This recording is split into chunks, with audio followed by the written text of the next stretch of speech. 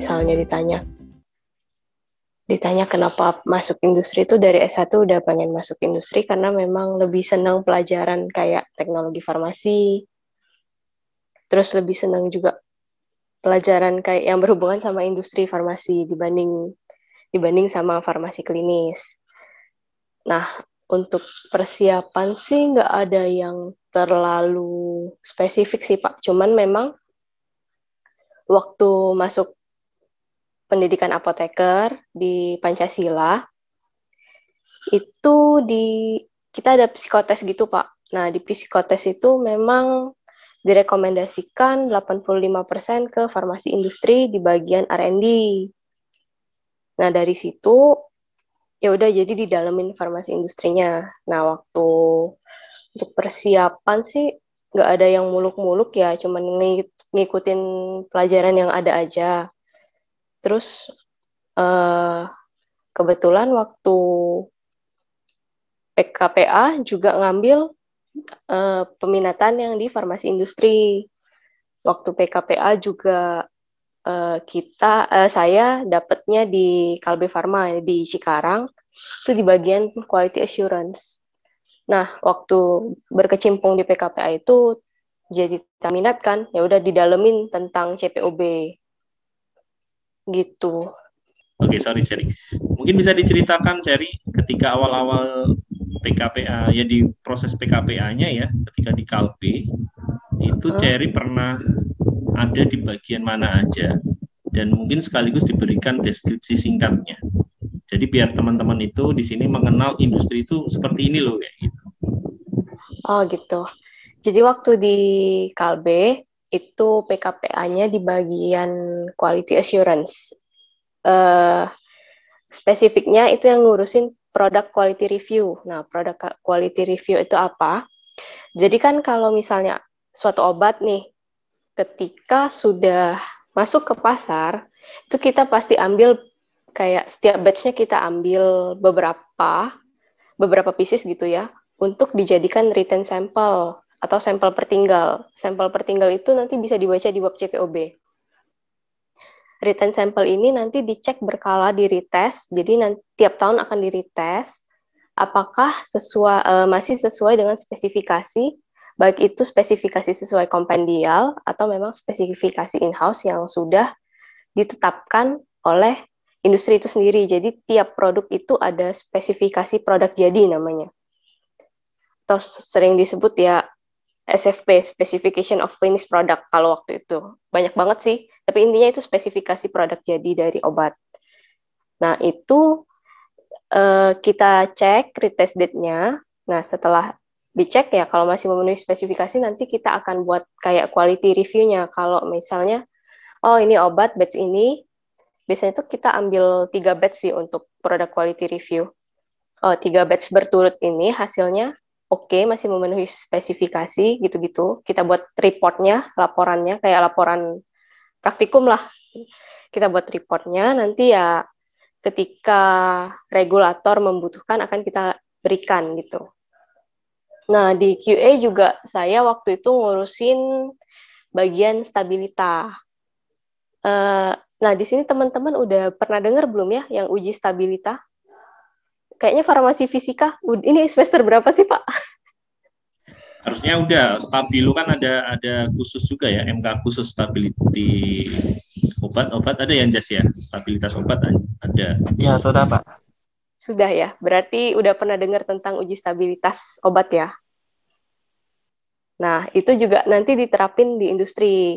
Kalau di industri itu ada uji stabilitas dipercepat, ada uji stabilitas real time. Nah, untuk yang dipercepat itu ya sama sih dengan yang di pelajaran. Kalau di stabilitas obat itu dikasih taunya suhu berapa? Yang ini langsung bisa berinteraksi ya, yang memang langsung connect gitu ya. Silahkan. Berapa tuh? Udah ditanya.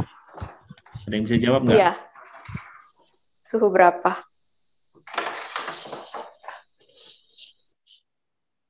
Dua 25 ya, Kak? Nah, kalau yang 25 itu untuk uji real time-nya. Tapi kalau di Indonesia itu kalian harus baca ASEAN Stability Guideline deh. Kalau di ASEAN Stability Guideline, itu Indonesia masuk zona 4B. Jadi, untuk uji real time itu di suhu 30 derajat. Nah, dipercepatnya di suhu 40 derajat. Dengan RH itu kelembapan di 75 plus minus 5%. Gitu. Nah, itu juga kita simpan di dalam climatic chamber gitu kalau di industri. Climatic chamber itu nanti pokoknya dikalibrasi. Kalau pokoknya semua alat yang ada di industri itu penggunaannya harus terkalibrasi. Baik itu kayak termometer yang kalian pakai juga harus dikalibrasi. Terus apalagi ya? Oh, pipet ukur pun harus terkalibrasi. Bahkan kalau misalnya kita beli alat lab, itu harus ada sertifikat. Sertifikat kayak, oh memang ini kalau misalnya pipet ukur 5 ml, pipet ukur 5 ml ini harus ada sertifikatnya. Memang kayak akurasinya itu plus minus berapa persen gitu, harus ada. Jadi bahkan mikropipet, ya pipet ukur aja ada sertifikat, apalagi mikropipet ya Jerry ya. Iya benar. Nah kalau di lab itu anak-anak pada skripsi, pada praktikum, mereka itu masih blank loh. Mereka anggapnya itulah yang nanti akan dipakai gitu. Apalagi udah kalau skripsi, dulu Jerry gimana? Ngecek nggak kalau ada sertifikatnya, Cer? Enggak, justru baru tahu waktu kerja, Pak. Iya, itu jadi catatan ya, nanti harus benar-benar teman-teman catat ya, termasuk suhu tadi ya. Kalau di teori kebanyakan kita cuma dikasih tahunya 25 gitu ya, atau 25 sampai 30. Ternyata kata Cherry tadi kita masuk zona 4B. Nah, itu memang ada ketentuan ya, Cherry ya. Iya, benar. Jadi Indonesia ya kayak zona-zona gitu, Pak. Kalau negara-negara, Indonesia ada di zona 4B. Oke, lanjut Cherry. Iya. Nah, terus kalau sekarang saya itu tadi bagian QA ya, yang tentang product quality review sama uji stabilitas. Nah, kalau sekarang itu kerjanya kebetulan dapat di bagian R&D yang nanganin analytical development, kayak pengembangan metode analisa. Dan di bagian stability juga masih megang stability sama kayak waktu PKPA. Nah, kalau analytical development itu kita ngembangin metode dari awal, kita ngembangin dulu. Jadi kayak misalnya nih, kita ada produk paracetamol, misalkan paracetamol tablet. Nah, itu sebelum diuji, jadi sebelum diuji paracetamol tabletnya itu, kita kembangin dulu metodenya. Pengembangannya lewat apa ya? Banyak sih. Kalau sekarang, regulator, dalam hal ini BPOM, itu bakal ngarahin ke kompendial Farmakope Indonesia. Kalau misalnya di Farmakope Indonesia monografinya nggak ada, kita bakal pakai USP, yang United States Pharmacopoeia. Nah, itu nanti kita kembangin, kita lihat apakah applicable di lab kita dengan metode yang sesuai kompendial. Jika memang applicable, oke, itu kita verifikasi dulu.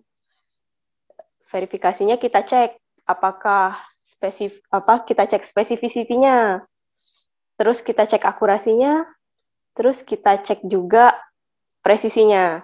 Nah, ini udah pada dapet itu kan ya, udah pada dapet apa sih? Analisa kuantitatif. Teman-teman udah pada dapet analisa kuantitatif? Dapat belum? Langsung. Sudah. Dapat ya? Sudah. Udah pernah dengar kan berarti yang tadi akurasi, spesifisiti, presisi? Iya, Kak, udah. Udah. Oh ya, udah berarti udah. Ada yang bisa jelasin nggak apa itu? Biar nanti nggak ngeblank banget. Ya, siapa yang berani? Ini bagian dari interaksi keaktifan ya. Kan saya record tuh. Jadi akan kelihatan. Yuk. Bisa dijelaskan pengertiannya, pemahamannya seperti apa. Jadi kalau teman-teman di farmasi yang di S1 pada give up dengan analisa farmasi, nanti di industri nyesel kalian. Kalau yang memang minat di industri, analisa itu harus dikuatkan. Ya betul ya, Jerry ya? Ya, kalau memang senang. Karena banyak sih, Pak, kalau di industri. Ya, ada yang mau jelaskan atau lanjut dulu? Silakan, Cherry. Izin menjawab, Pak. Ya, silakan. Kalau akurasi itu nilai hasil pengukurannya itu sama dengan yang ini, Pak, sesungguhnya. Tapi kalau presisi itu perbedaannya sedikit gitu, tentang perbedaannya. Kalau specificity, Eh, sesuai dengan spesifikasinya mungkin, Kak. ya udah kurang lebih benar sih. Jadi kalau misalnya nanti, benar sih tadi kalau yang akurasi itu kayak kita ngelihat bahan yang kita, metode yang kita pakai untuk uji paracetamol tablet tadi, akurat nggak sih? Nah, itu biasanya kita ada toleransinya. Terus kalau presisi misalnya kita uji 6 kali gitu, paracetamol tabletnya, hasilnya berbeda signifikan nggak sih? Nah, itu juga ada toleransinya. Kalau specificity tadi, ya kita coba, misalnya paracetamol tablet. Di tablet itu kan pasti ada excipient sama API-nya kan, ada zat aktifnya. Nah, biasanya kalau di industri itu kita coba, zat aktifnya kita keluarin, tapi excipient-nya kita coba uji.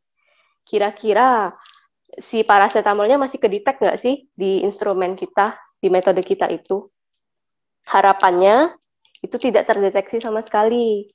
Jika memang masih terdeteksi, itu ada toleransinya juga. Biasa kalau dari kompendial 2%, tapi diharapkan sih sama sekali tidak ada interference apa-apa. Jadi nggak ada kayak gangguan apapun di excipient tablet tersebut.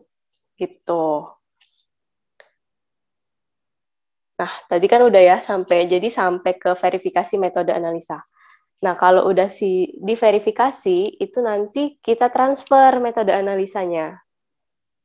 Ditransfer kemana? Ke bagian quality control. Quality control itu yang menguji si obat jadi tadi. Nanti juga akan ngerilis si produk jadinya. Tuh. Cherry, saya cut Cherry. Iya, Biar Pak. teman-teman mahasiswa lebih paham gitu ya. Berarti kalau yang di Cherry sekarang ya, kerjaan dari teman-teman di R&D, salah satunya adalah create metode analisa. Betul ya? Iya, benar. Kemudian hasil dari metode yang sudah benar-benar bagus nih, udah oke nih gitu ya, itu akan digunakan oleh teman-teman di QC gitu ya? Iya. Oke, lanjut Cherry.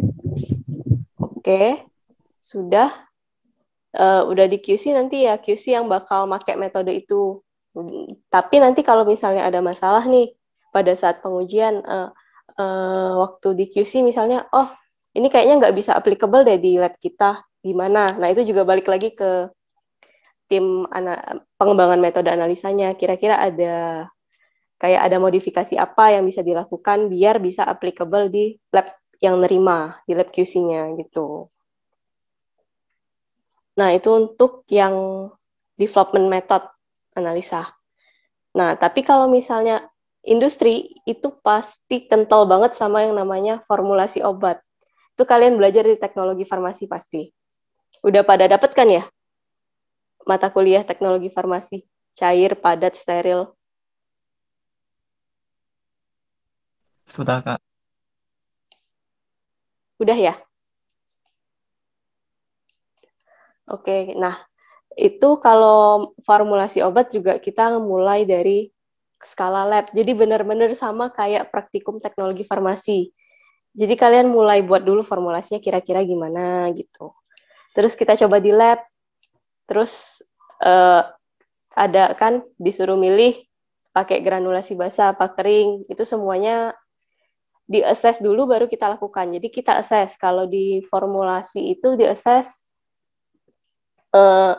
apa sih sifat fisikokimia dari obatnya, kira-kira apa sih sifat alirnya gimana gitu-gitulah. Banyak banget dan itu juga bisa dilihat di kompendial sih. Di kompendial atau misalnya nyoba sendiri gitu.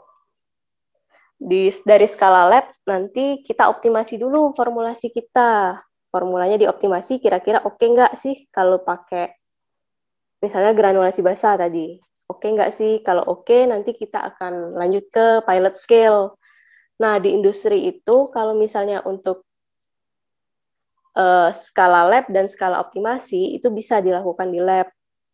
Tapi kalau untuk skala pilot, kita ada namanya pilot plan. Pilot plan tuh kayak mini factory gitu.